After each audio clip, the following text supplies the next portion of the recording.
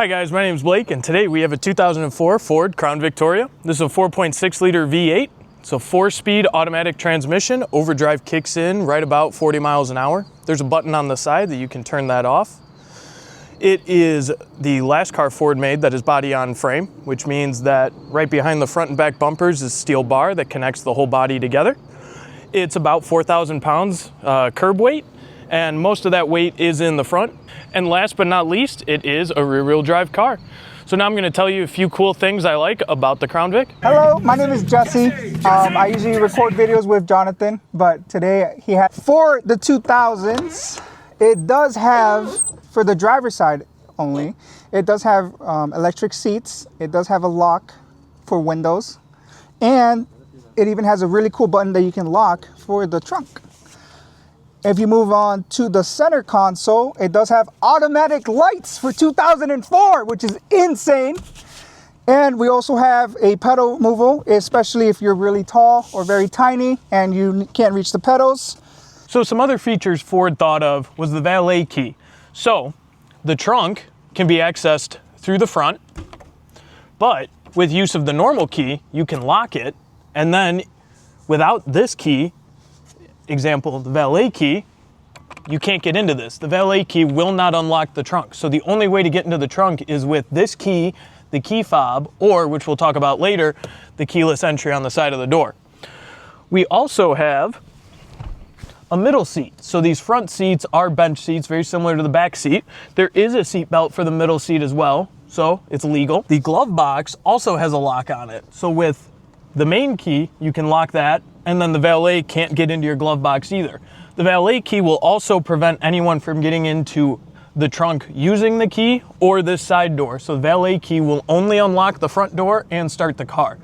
Unlike modern cars, the valet key doesn't limit horsepower, but it does limit where you can go. Now, one thing Ford didn't tell you about, while putting the car in park will unlock the doors, if you start with the doors locked and then start the car, let's say you had an animal in here or somebody that you wanted to keep in the car cool, but you didn't want to leave the key in the car so somebody can take it. So like I mentioned earlier, with the main key, not the valet key, but the main key, you can come back here, pop this lock, and then see how much space you have.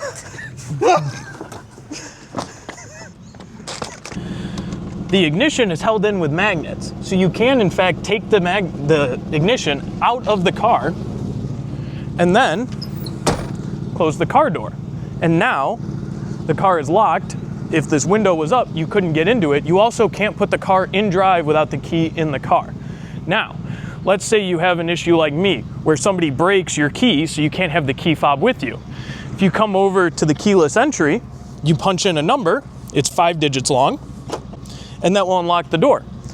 You have these two buttons on the side. When you press them together, will lock all 4 doors. And then, once you have it unlocked, you press this button, it unlocks all 4 doors, and then the center button will pop the trunk as well. So, if you need to get into the trunk and you didn't have the key or the key fob, you can still get into the trunk.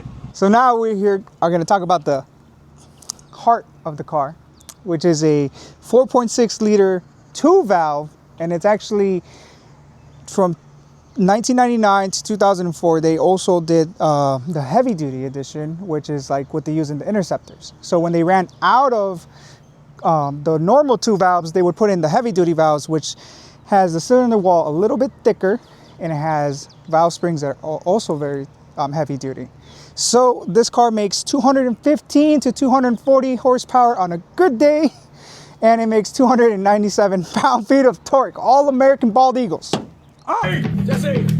Sure is that this car has cruise control. It does have climates for AC unit, and whenever you're cold, you also have a heater.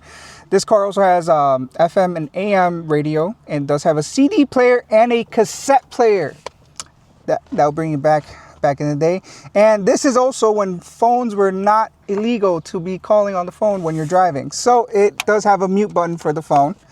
And it has a man handle when you're shifting from park to drive like a real man.